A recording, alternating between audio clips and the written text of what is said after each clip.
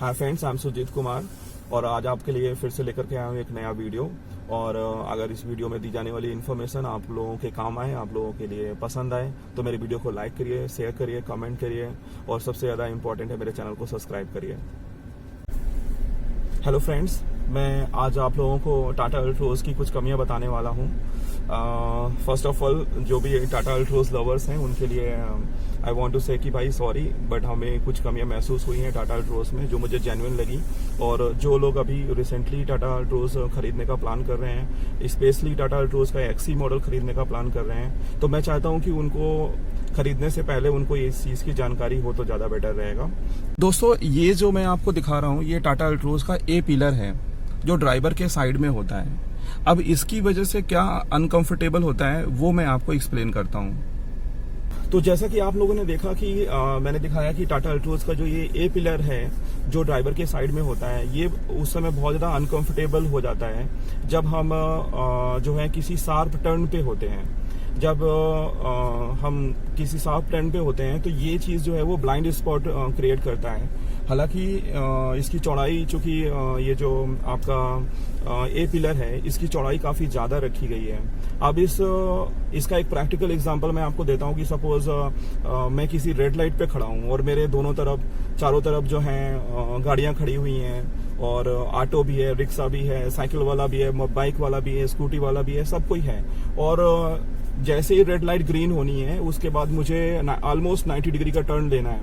अब मैं जब ऑलमोस्ट 90 डिग्री का टर्न लेने लगता हूं तो मुझे जो है अपने जो राइट साइड में क्या ऑटो जा रहा है, क्या बाइक जा रही है, क्या स्कूटी जा रही है, क्या कार जा रही है, मुझे वो देखने में दिक्कत होती है। तो उसमें क्या होता है कि उस समय क्या होता है कि अगर हम एक्सट्रीम राइट पे हैं तब तो ठीक है कि हमारे राइट में और कोई नहीं आएगा, लेकिन अगर हम बीचों बीच में हैं तो हमें अपना लेफ्ट साइड भी देखना होता है, हमें अपना राइट साइड भी देखना होता है और राइट साइड को देखने के लिए एक्स्ट्रा इफर्ट्स लगाने पड़ते हैं। तो ये चीज मुझे टाटा अल्ट्रोज की थोड़ी सी अनकन्वीनियंट लगी। तो ये मेरा फर्स्ट पॉइंट था जिसकी वजह से टाटा अल्ट्रोज मुझे मुझे उसका थोड़ी सी कमी लगी।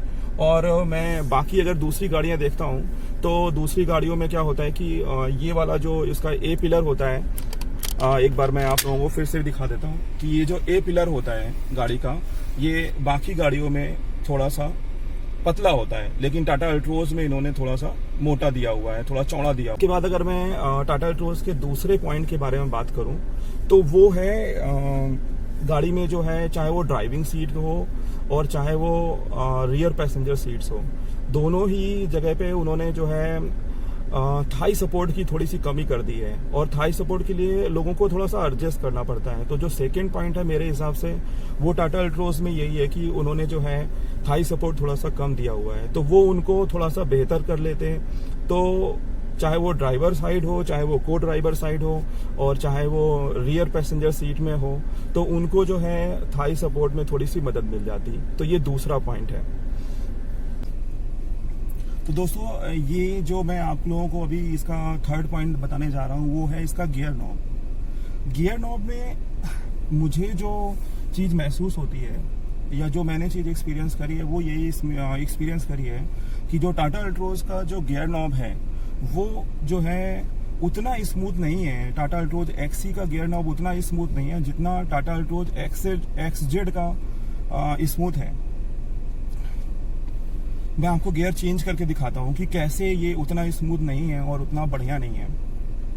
देखिए, ये हमारा न्यूट्रल पोजीशन है, ठीक है। इसके बाद हमें फर्स्ट पोजीशन पे ले जाना है। तो ये फर्स्ट पोजीशन पे गया, फर्स्ट गियर पे गया, फर्स्ट गियर से हमें फिर से सेकंड पे गए हम, ठीक है।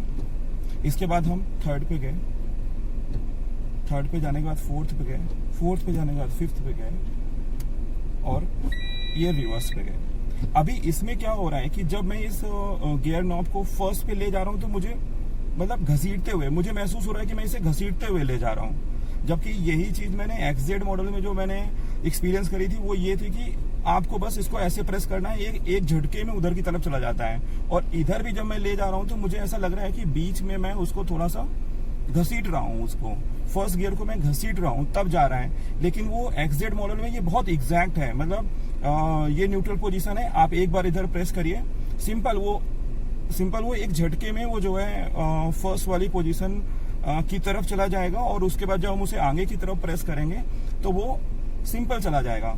लेकिन इसमें ये होता है कि हमें लगता है कि हम लगातार उसको पूरी जो भी डिस्टेंस है वो पूरी न्यूट्रल पोजीशन से जो भी इधर तक वाली जो पोजीशन है उस तक लाने में, स्पेशली फर्स्ट गियर में और स्पेशली सेकंड गियर में और स्पेशली फिफ्थ गियर में और स्पेशली रिवर्स लाते हैं, तो वहां पे हम थोड़ा सा फ्रिक्शन महसूस करते हैं। बजाय इसके कि अगर इसी गाड़ी का अगर मैं बोलूं कि मुझे थर्ड गियर पे डालना है तो थर्ड गियर काफी आसानी से पड़ जाता है, उसमें भी थोड़ा सा ड्रैग ही हो रहा है। और इसके बाद अगर मैं फोर्थ गियर पे भी लाना चाह रहा हूं तो उसमें भी थोड़ा सा ड्रैग ही हो रहा है।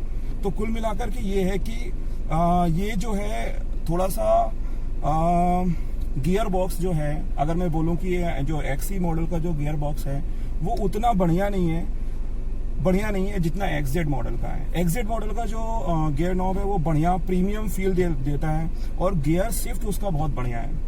तो एक्चुअली मेरी गाड़ी में एक्चुअली ऐसी प्रॉब्लम हो रही थी, तो मैंने क्या किया कि मैंने अपनी फ्रेंड की गाड़ी जो कि उसकी एक्सजेड मॉडल है, तो मैंने उस मॉडल में ये चीज़ करके देखी। तो मैंने ये देखा कि उसकी गाड़ी में ये चीज़ जो है ना काफ़ी आसानी से हो जाती है, लेकिन वही चीज़ जो है मेरी गाड़ी में जो है चूंकि एक्सी मॉडल है तो उसमें ये चीज़ उतनी अच्छे से होती नहीं है। इनफैक्ट थोड़ा सा फंसता है गियर। और मेरे कई व्यूअर्स ने भी मेरे से पूछा कि आपकी गाड़ी में क्या इस तरीके की प्रॉब्लम है, तो मैं इसको प्रॉब्लम तो नहीं कहूँगा, बट यही कहूँगा कि मुझे लग रहा है कि हमने थोड़ा सा अपनी गाड़ी में कम प्राइस डाला हुआ है, तो उस वजह से वो जो है हमें उतना बढ़िया जो है एक्सपीरियंस नहीं हो रहा है, बजाय इसके कि जो एक्सजेड मॉडल है उसमें ज़्यादा अच्छा एक्सपीरियंस हो रहा है। तो मैं बस यही कहूँगा कि इसे प्रॉब्लम नहीं कह सकते हैं, इसे थोड़ा सा ये कह सकते हैं कि ये थोड़ा सा कम कंफर्टेबल है। अगर हम वहीं एक्सजेड मॉडल में अगर हम ये बातचीत करें कि एक्सजेड मॉडल में ये कैसा है, तो एक्सजेड मॉडल में अच्छा है गियर नॉब। मैंने चूंकि वो खुद मैंने चला करके देखा है उसको, बट अपने एक्सी मॉडल में वो चीज़ उतनी बढ़िया नहीं। तो दोस्तों अभी एक पॉइंट और बचता है जो मैं समझता हूँ कि ये टाटा अल्ट्रोज की एक प्रॉब्लम है, और वो मैं आपके साथ डिस्कस करना चाहूँगा, जो कि एक हिसाब से फोर्थ प्रॉब्लम है, जो मुझे लग रहा है जो अगर ये चीज़ थोड़ी सी बेटर होती या टाटा अल्ट्रोज में थोड़ी सी और बेटर दी गई होती तो ये इस गाड़ी को और बढ़िया और प्रीमियम बना देते हैं। लेकिन उसके लिए हमें पहले गाड़ी से उतरना पड़ेगा और आपको दिखाता हूँ। दोस्तों ये है गाड़ी का रियर व्यू, और यहाँ से हम गाड़ी के टायर्स के बारे में अगर देखें तो इसमें हमारे पास जो टायर्स आते हैं वो यहाँ पे इसका प्रोफाइल लिखा हुआ है 165 80 R14 85T। तो ये आपके पास टायर्स हैं, और अगर जो भी आपका जैसा भी व्यू हो आप देख लीजिए, आपके सामने हैं वो टायर्स और मैं आपको दिखा दे रहा हूँ। फिर मैं इस पे अपना पॉइंट डिस्कस करूँगा कि एक्चुअली में मुझे क्या लगता है कि टाटा अल्ट्रोज ने इन टायर्स के साथ या इस तरीके टायर्स और इतनी बड़ी गाड़ी में दे करके उन्होंने कैसे जस्टिफाई किया है। अच्छा, यहाँ पर इंजन की रेगुलर जो नॉइस है वो आप सुन सकते हैं। मैं साइलेंट कर देता हूँ।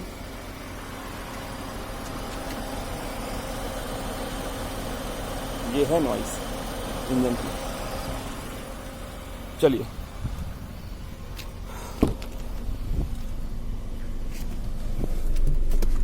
तो दोस्तों मैं टाटा अल्ट्रोज एक्सी में जो टायर प्रोफाइल दी गई है उसके बारे में आपके साथ डिस्कस करना चाहता हूँ। टाटा अल्ट्रोज एक्सी की जो टायर प्रोफाइल है, जैसा कि मैंने आपको वीडियो में भी दिखाया, वो 165/80 R14 इंचेस के टायर्स हैं उसमें। ये टायर्स जो हैं मैं आपको एक रिसेंट एक्सपीरियंस बता रहा हूँ आपको कि एक बार मैंने अपनी गाड़ी जो है काफ़ी शार्प टर्न था, तो मैंने अपनी गाड़ी मेरी 40-50 के अराउंड होगी गाड़ी। आई होप 40 ही होगी गाड़ी, 40-45 के अराउंड होगी मेरी गाड़ी। तो मैंने टर्न लिया, मुझे काफ़ी कंफर्टेबल लगा, मुझे लगा कि वाह यार क्या बढ़िया मतलब गाड़ी है। जैसा कि इसके सस्पेंशन और राइड एंड हैंडलिंग के बारे में बात करी जाती है, तो मुझे लगा कि बहुत अच्छे टायर्स हैं, मतलब मुझे कोई दिक्कत महसूस नहीं हुई, बहुत आराम से गाड़ी टर्न हो गई, 40-45 की स्पीड थी। बट अभी फिर से एक दिन मैं थोड़ा सा और एक्साइटेड हो गया, तो मैंने बोला कि यार गाड़ी की राइड एंड हैंडलिंग तो मेरी बहुत अच्छी है ही है। तो मैं क्या करता हूँ कि मेरी गाड़ी की स्पीड थी उस समय तकरीबन 60 के आसपास थी, 60, 61, 65 के आसपास होगी मेरी गाड़ी की स्पीड। और गाड़ी जो है एक टर्न पे आई, ऑलमोस्ट वो भी 90 डिग्री का ही टर्न था। तो मैंने उस टर्न पे गाड़ी मोड़ी एंड फिर मैंने जो यूं होते हुए अपने आप को महसूस किया, और गाड़ी जो है काफ़ी जो है मुझे लगा कि हाँ थोड़ी सी डिसबैलेंस हुई है। तो उसके बाद फिर जो मेरे दिमाग में गया कि ऐसा क्यों हुआ इस गाड़ी में। मतलब टाटा अल्ट्रोज के लिए तो बोला जाता है कि बहुत अच्छी राइड एंड हैंडलिंग होती है, कॉर्नरिंग करने में भी बहुत अच्छी होती है ये गाड़ी। तो दोस्तों मैं एक चीज़ बता दूं आपको कि इस गाड़ी में जो टायर दिया गया है वो 14 इंच का टायर दिया गया है, जिसकी प्रोफाइल 165/80 है। तो 165/80 का मतलब होता है कि जो टायर्स की चौड़ाई जो मैंने आपको रियर व्यू में आपको दिखाई है, रियर व्यू में दोनों टायर्स को एक साथ दिखाया है, आपने देखा होगा कि इतनी बल्कि और भारी गाड़ी के लिए इतनी कम चौड़ाई के जो है उन्होंने टायर्स दे रखे हैं। टाटा अल्ट्रोज ने काफ़ी कम चौड़ाई के टायर्स दे रखे हैं उस पर।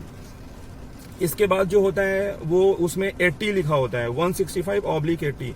165/80 का मतलब होता है कि 165 का 80% जो है वो उस टायर की ऊंचाई होगी, मोटाई होगी, या उसकी साइड की वॉल होगी, टायर की साइड की वॉल होगी। जैसे अगर टायर हमारा सर्कल फॉर्म में होता है तो रिम से लेकर के टायर के ऊपर वाला पॉइंट तक जो होता है वो हाइट है वो।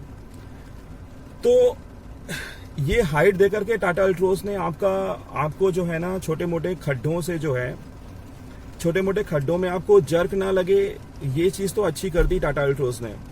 लेकिन जो स्टेबिलिटी होती है, जो रोड से चिपक के गाड़ी चलती है, वो इस वॉल की वजह से नहीं, जो टायर की चौड़ाई है उसकी वजह से चलती है। और वो उन्होंने टाटा अल्ट्रोज ने XZ मॉडल पे दी है, XE मॉडल पे नहीं दी है। तो XE मॉडल उस तरीके से परफॉर्म नहीं कर सकती जैसे XZ मॉडल करती है। तो जो लोग गाड़ी खरीदने जाते हैं, अब मोस्ट ऑफ द टाइम क्या होता है कि शोरूम में टाटा अल्ट्रोज का टॉप मॉडल खड़ा होता है। जब भी आपको टेस्ट ड्राइव मिलेगी टाटा अल्ट्रोज के टॉप मॉडल से मिलेगी। तो आपने टाटा अल्ट्रोज का टॉप मॉडल चलाया और उसमें आपने महसूस किया कि ठीक है, आपको खड्डे भी नहीं महसूस हुए और आपने एक आध जगह कॉर्नरिंग करके भी देख ली, तो आपको ये भी लग गया कि हाँ ये गाड़ी स्टेबल है। बट XZ मॉडल चला करके अगर आपने XE मॉडल ले लिया, तो फिर आपके लिए ये चीज मैं क्लियर कर दूं कि फिर आपको वो कॉर्नर स्टेबिलिटी, और आप जो है सोचें कि हम काफी शार्प टर्न जो है काफी ज्यादा स्पीड में कर लें, तो फिर वो नहीं हो सकता है, क्योंकि इसके जो टायर प्रोफाइल हैं वो थोड़े से कम अच्छे हैं, मैं ये तो कहूँगा। और अगर मैं इसके कंपटीशन की बात करूँ, तो अभी इसका कंपटीशन जो है अगर हम बलेनो से करें, तो बलेनो में जो टायर साइज आता है वो आता है, मैं आपको बताता हूँ। बलेनो में टायर साइज आता है इसके बेस मॉडल में, बलेनो के बेस मॉडल में जो टायर साइज आता है वो 185/65/R15 इंच के टायर आते हैं। तो बलेनो में 15 इंच के टायर आते हैं। बलेनो का जो टायर की जो चौड़ाई है वो आपके जो अल्ट्रोज में जो टायर की चौड़ाई मिलती है उससे 20 mm ज्यादा चौड़ा है वो। और उसका जो सेकेंड डिजिट होता है ना, सेकेंड डिजिट जो होता है 65।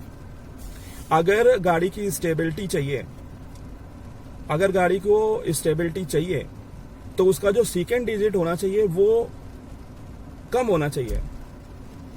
इवन अगर मैं टाटा अल्ट्रोज के टॉप मॉडल की बात करूं, तो टाटा अल्ट्रोज के टॉप मॉडल में उसकी सेकेंड डिजिट जो है वो 55 है, जबकि आपके XE मॉडल में सेकेंड डिजिट जो है टायर प्रोफाइल की वो 80 है।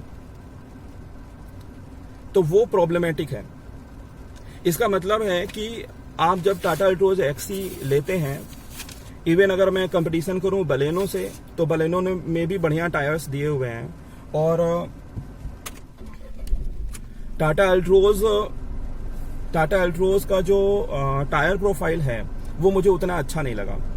और स्पेशली चलो ठीक है, हमने गाड़ी उस समय खरीदी थी जब टाटा अल्ट्रोज का जो प्राइस था वो 5,29,000 था और एक्स शोरूम प्राइस 5,29,000 था। और 5,29,000 में इससे बेहतर और कुछ नहीं मिल सकता है, तो वो ठीक है, हमारे लिए ठीक है।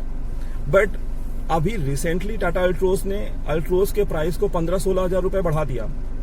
अब अल्ट्रोज का प्राइस आपने 15-16 हजार बढ़ा दिया, लेकिन आपने अपडेट तो कुछ भी नहीं किया।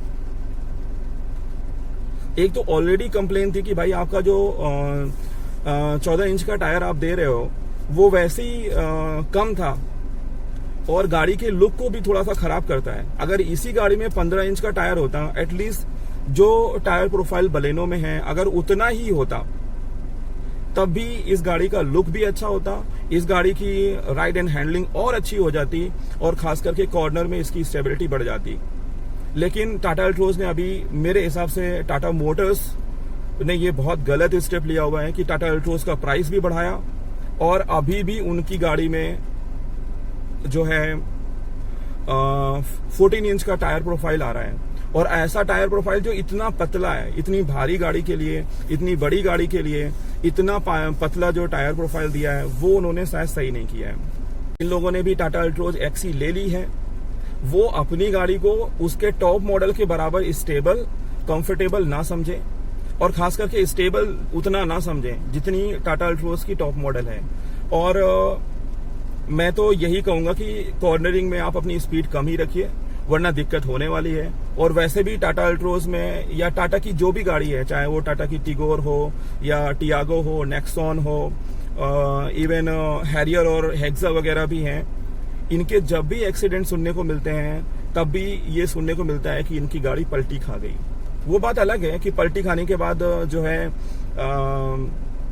पैसेंजर्स जिंदा बच जाते हैं, वो सरवाइव कर जाते हैं, वो एक अच्छी बात है, वो एक खासियत है टाटा, मतलब टाटा की हर एक कार की। और स्पेशली जब ये अभी मैंने आपको ए पिलर की भी बात बताई थी, तो ये जो ए पिलर है वो उसके भी चौड़े होने का यही राज है कि उसका जो गाड़ी है जब भी कभी कोई एक्सीडेंट होता है तो वो उसी जगह इंटैक्ट बना रहता है, वो इसी वजह से बना रहता है। लेकिन इसकी वजह से छोटे मोटे एक्सीडेंट भी हो सकते हैं। आप किसी अगर आपने कम ध्यान दिया तो आप किसी को चोट भी पहुंचा सकते हैं। तो मैं बस यही कहूंगा कि टाटा को अगर उसने प्राइस बढ़ाए थे तो उसके साथ में अपनी गाड़ी में कुछ मटेरियल भी बढ़ा देता, कम से कम 15 इंच के ही टायर दे देता। तो ये कुछ कमियां थी मेरे हिसाब से। जब आप गाड़ी परचेज करने की सोच रहे हैं या फिर जिन्होंने ले ली है वो भी यही चीज एक्सपीरियंस कर रहे हैं कि नहीं कर रहे हैं, वो भी मुझे बताएं। और खास करके जो लोग लेने जा रहे हैं गाड़ी टाटा अल्ट्रोज एक्सी लेने जा रहे हैं, और एक्सी में भी यही सीन है और टायर्स का जो सीन है वो एक्सएम में भी वही है। इसलिए जो लोग एक्सी और एक्सएम ले रहे हैं वो एक बार इस वाली चीज को भी गौर कर लें। अगर उनको लगता है कि वो इस चीज पे कॉम्प्रोमाइज कर सकते हैं तभी वो एक्सी या एक्सी रिदम या फिर एक्सएम मॉडल लें। अगर वो उनको लगता है कि हाँ यार ये चीज कॉम्प्रोमाइज करने लायक नहीं है, जैसे टायर प्रोफाइल वाली चीज है या फिर ये जो गियर बॉक्स है, गियर बॉक्स तो ऐसी चीज है कि यार आफ्टर मार्केट तो ये लगता नहीं है गियर बॉक्स। और दूसरी चीज ये है कि गियर बॉक्स ऐसी चीज है कि गाड़ी चलाते वक्त सबसे ज्यादा तो यही यूज होना है, और स्पेशली अगर आप शहर में चला रहे हैं तो फिर गियर बॉक्स ही यूज होना है। तो ये जो गियर बॉक्स में गियर को एक पॉइंट तक लेकर के छोड़ने जाने वाली जो बात है, जो अपने आप थोड़ा सा धक्का दो और नहीं जाता है, तो वो इसमें थोड़ा सा कम अच्छी है। तो एक बार उस पॉइंट को कंसीडर कर सकते हैं और अपना विचार उसी हिसाब से बना सकते हैं। तो दोस्तों इस वीडियो में बताई गई जो भी इन्फॉर्मेशन है अगर आपको अच्छी लगी हो तो मैं सबसे पहले तो मेरे चैनल को सब्सक्राइब करिए, क्योंकि मेरे सब्सक्राइबर थोड़े से कम है। तो अगर आपको वीडियो में बताई गई बात अच्छी लगे तो एक बार मेरे चैनल को सब्सक्राइब कर लीजिए और वीडियो को लाइक कर लीजिए। एंड खास करके उन लोगों के साथ शेयर भी करिए जो टाटा अल्ट्रोज लेने की सोच रहे हैं, ताकि वो जो है इस बारे में और अच्छा आइडिया ले सकें। और साथ में मैं आने वाले समय में जल्दी ही एक वीडियो लाऊंगा जिसमें मैं टाटा अल्ट्रोज के एक्सी मॉडल को एक्सजेड मॉडल से कंपेयर करूंगा, और स्पेशली आपको शायद 10 ऐसी चीजें मिलेंगी, 10-20 ऐसी चीजें मिलेंगी जो टाटा अल्ट्रोज XZ में होंगी और XE में नहीं होंगी। तो मेरे इस वीडियो को अपना प्यार दीजिए, लाइक करिए, शेयर करिए, कमेंट करिए, चैनल को सब्सक्राइब करिए, ताकि मैं मोटिवेट हूं और आपके लिए जल्दी से अगला वीडियो भी लेके आऊं। तो दोस्तों, आपको अगर ये मेरा प्रयास आपको अच्छा लगा हो तो मेरे वीडियो को लाइक करिए, शेयर करिए, कमेंट करिए और मेरे चैनल को सब्सक्राइब करिए। Bye bye, take care.